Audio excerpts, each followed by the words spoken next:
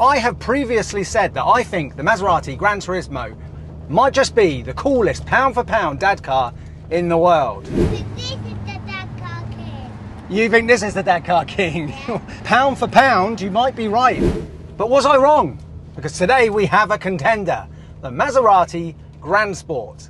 Let's get into it. My name's Ben and welcome to Dadcars.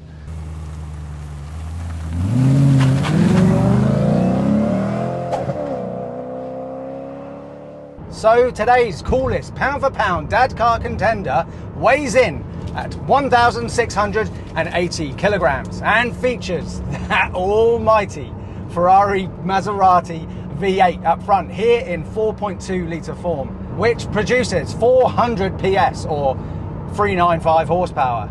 And although the GranSport is notably smaller than the GranTurismo, I think in length it's a little over 14 inches shorter.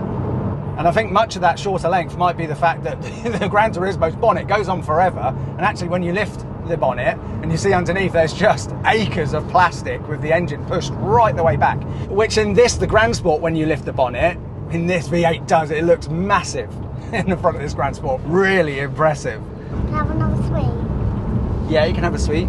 So although this is a lot smaller than the GranSport, rear practicality is just as impressive as the GranTurismo, which is what makes these Maseratis so special. This is a proper four-seater. You can fit adults behind comfortably. Today, I've got a full-size 5-point harness child seat in there. It's belt secured because these don't have Isofix. And speaking about practicality, the boot size on these Maseratis is honestly pretty good. I'd say it's ever so slightly bigger maybe than an Aston Martin DB9. So I had no problem whatsoever getting a collapsible buggy in the back along with loads of other stuff as well. And the practicality and sense of space in these cars also is in the front. Because of the way that this dash is designed, it's really pushed back. There is so much space. On the passenger side here, I've got the seat all the way forward just to sort of illustrate in this video how much leg room it can give the person behind. So you could have a very tall adult behind and they'd have more leg space than what you would have in a 5 Series. And because the dash is so pushed back at the front there, somebody could sit on the passenger side here with that level of leg space. It's absolutely incredible, this car, practicality wise. You can also switch off the passenger side airbag, which is fantastic, which means that you would be able to put a third child in the front of one of these cars.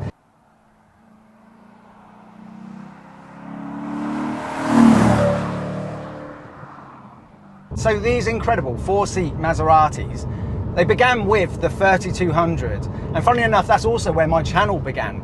The 3200 that I featured at the start, Ian's one, shout out to Ian, that was the first car that I drove on the Dadcars channel, which was from somebody who'd seen the channel and offered me to drive one of their cars. So I've got a massive soft spot for these Maseratis, but began with the 3200 from 1998. So they also came with a V8, but that was a Maserati V8, a 3.2 litre bi-turbocharged.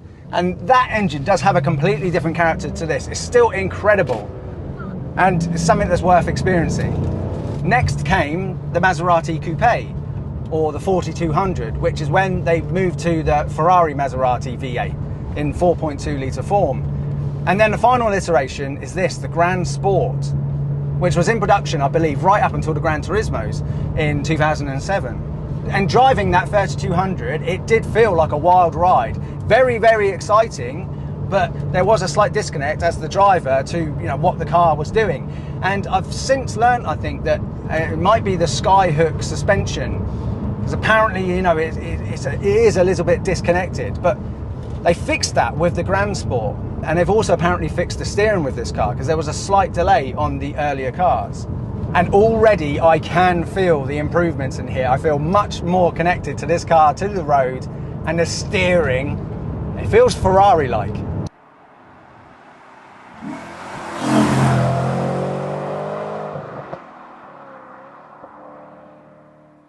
Yeah. I didn't want to come down here. Why have I gone down here? Daddy's made the wrong turn. What a silly sausage. Daddy always makes a wrong turn, doesn't he? Yeah. While I've made a wrong turn, this seems like a good opportunity for me to point out one of the big advantages that you get with going for a GranSport over a GranTurismo. And that is, the size. This is such an easier thing to drive around on tight country lanes like this. The way that you engage reverse in this car is very odd. You kind of like got this little thing that you hook with 2 fingers. It's very bizarre. Sweetie, do you know what a dinosaur's favourite car is? No. A Maserati. Is that good? Yeah. Classic. Sweetie, earlier on, I put a cake on the bonnet of this car and then it disappeared. Do you know what I think happened? What? I think the Maserati V8 it. Is that good? Yeah. If anyone knows any good dad jokes that are car related, let me know in the comments below and I'll try another one on a future video. What do we think about how the GranSport looks? Now, I've got a theory that obviously when a new car comes out, what happens is you get the core design first, and then over the years with revisions, you know, they put body kits on, tweak and change things. And then as time passes, I believe that when you then look back at the cars, it is the original iteration, the original design, which looks the best. Take, for example, the Peter Stevens designed Lotus Esprit. I think that the 1988 original Peter Stevens design is so much better looking than the final iteration of the Esprit, the V8, you know, with all of its bells and whistles and crazy body kit. And I think the same can be said about the GranSport. I am not a massive fan of the side skirts on the GranSport. They just seem to protrude a little bit too much to my eye. Also, the 3200 had the iconic boomerang lights, didn't they? And I mean, these lights are far from ugly, but when you've seen the awesome boomerang lights, you know, these don't look as good. And also the GranSport, which is supposed to be, you know, the final, most sporty one, the most aggressive styled, it doesn't have those bonnet vents that you got on the 3200. And those bonnet vents are really, really cool.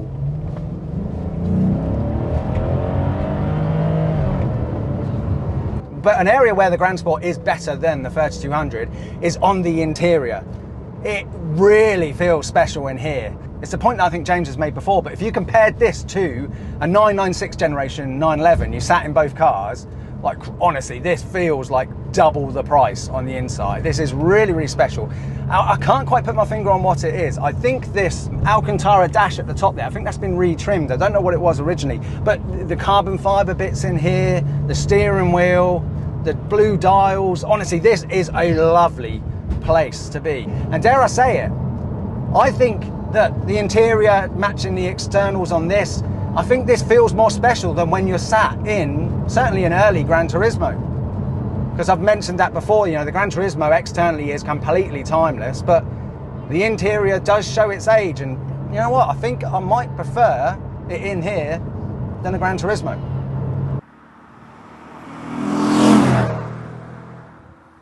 I'm sure lots of you have already noticed that this is another one of JM on Cars. James has invited us up again, hasn't he, sweetie? So thank you so much, James, and thank you so much for all of the continued support and help and mentorship that you give me. And I know that he doesn't like it when I waffle on about saying how much I love him and stuff, so I'll cut it short in this video. But James, thank you. I love you to bits. Check out this video on JM on Cars if you want to find out how much James paid for this car and see the rather impressive history folder. So massive tick for practicality, feels really special on the inside, but what about the driving experience? Now, I was expecting to start this section by saying how horrible this is to drive around at sort of like normal speeds in auto, not in sport mode. Because this is a single clutch robotized automated manual. And yeah, look, as it sort of is going through the gears, is, you know, you get that sort of like lull as the robotized manual's doing its thing. But what is a pleasant surprise was driving it around with just minimal input, just cruising. It wasn't that bad. It was only a couple of times where it kind of caught me by surprise. When you put it into reverse, you get a bit of a shunt, but it's nowhere near as bad as I was expecting. So what we're going to do now, though, is put it in sport mode and also engage the paddles. Right. And then let's see what this is like, shall we?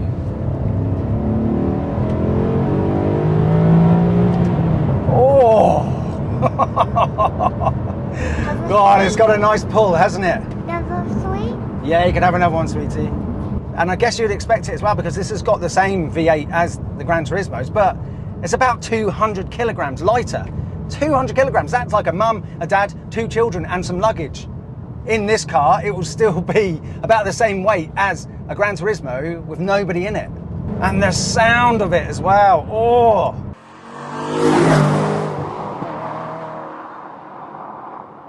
Just as we set off, it starts raining, doesn't it? But right, look, let's drop it down into second. Okay, yeah, you can obviously feel the shudder as it goes down. Oh! Ooh. God, the steering is lovely and responsive, so much better than the earlier cars. Oh, the downshift, did you hear that? Did you hear the noise then? Oh, right, come on, look, let's see it. As we pull it out of here, oh, it's so much more planted on the road.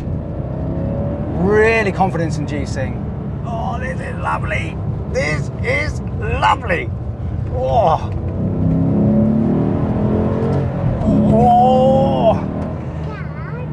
Oh, see, so what I think you do is when you are driving it spiritedly, is you just leave your foot in.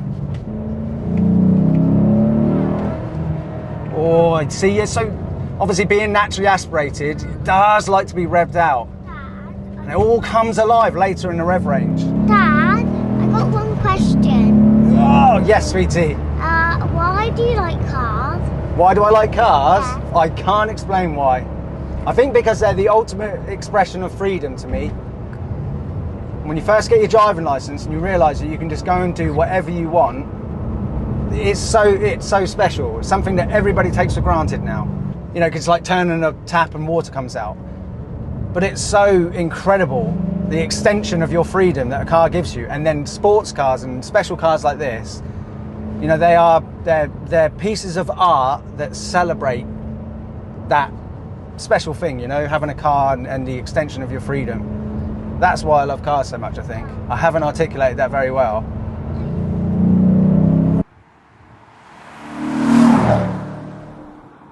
Oh!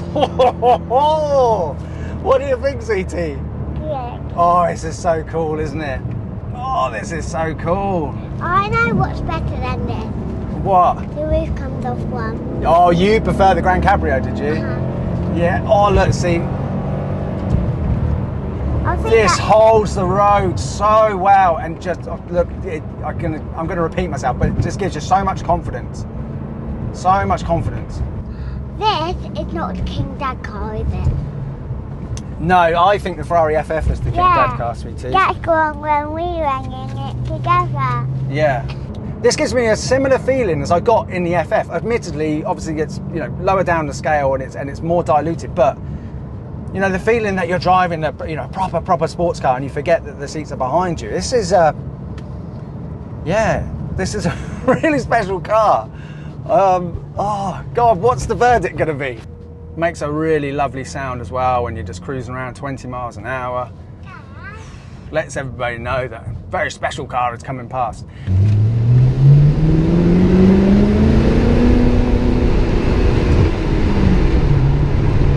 Yeah, so when you're driving around like this in manual mode, you do want to lift off when you change the gear, and it smooths it out a little bit.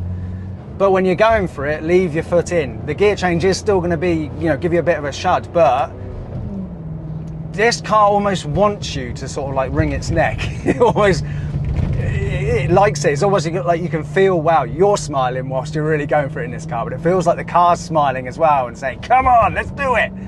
Now, the truth is, I knew that this was fun to take on a spirited drive because a few weeks ago, I actually helped James film the drive-bys. So this is a very rare time that on my video where the drive-bys that you're seeing, you know, between the cuts, that's actually me driving this car, because all the drive-bys normally you see on my videos, it's the owner driving. That's why sometimes in the drive-bys, it seems like it's sort of going a bit faster maybe than you would normally with children on board, because I take it easy when I've got my little ones with me. But in this video, the drive-bys are me, and there's no children on board, so.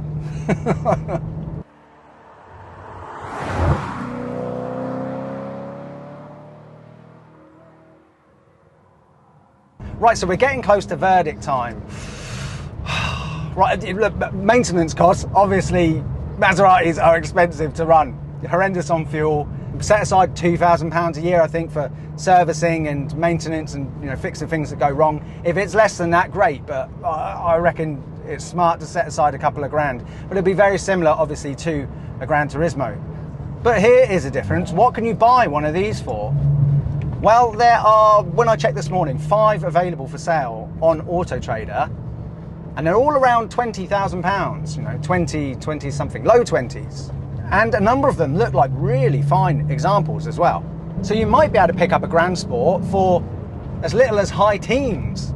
You know, for a decent one that you would actually want to buy, that's got paperwork showing that work's been done on it recently.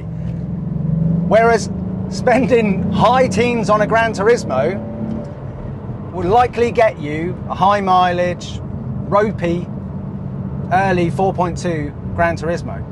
So in terms of a direct like-for-like, same money, what would I buy?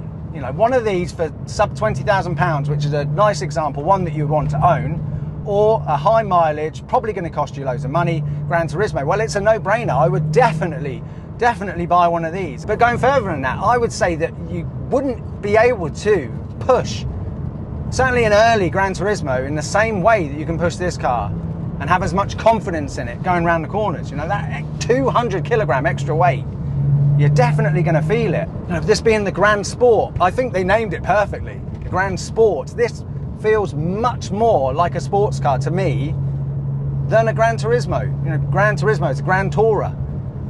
Very, very special Grand Tourer, and I would love to own one day. I've got to. But, oh, what do I say? Pound for pound.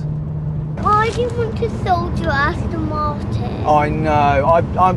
The Aston Martin's coming back from having some cosmetic work done on it, and I'm sure it's going to sell straight away then, because it's a mechanically sorted car. It will be a cosmetically sorted car, and I'm selling it for a really good price, so that should be happening soon.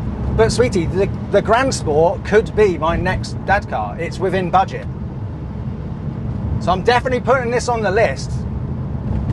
What do you think, sweetie? Do you reckon I should get this one? Yeah. You do? Yeah. Do you like it? Yeah. It would be cool to have a Maserati, wouldn't it? With this V8.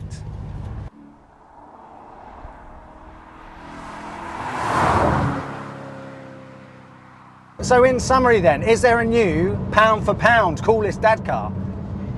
Well, I think for, you know, around £20,000, the GranSport 100%. If that's the sort of money that you've got, buy a GranSport. I'm confident it's going to be significantly better than the same value GranTurismo.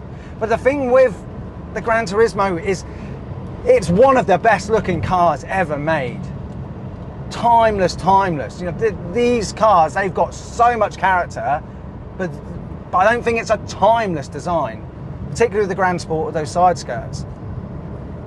And also, you know, with me, the Dad B9, I've driven an exciting dad car around for 10,000 miles, 2 years, and a large proportion of those miles, a large percentage of it, is you are just cruising around. You know, your children behind you, admittedly in a lower gear than you need to be, and I think that the GranTurismo would actually be an easier thing, more comfortable thing to live with day to day. So, yeah, if I had £30,000 to spend on a car, I would, even though I know how awesome this car is, I think for a dad car, I would still just slightly recommend the GranTurismo. But this is amazing. Look, if you're thinking of buying a GranSport, it'll knock your socks off. It's really that good. Well, look, thank you all so much for watching. I really appreciate it. Check out that really early video I did on the 3200, and you'll be able to see, like, over a year how, you know, hopefully my videos have got a bit better. But I love that car. Or check out this video here. Thank you so much for watching. Don't forget to subscribe, and we'll see you next time. Say goodbye, sweetie. Bye.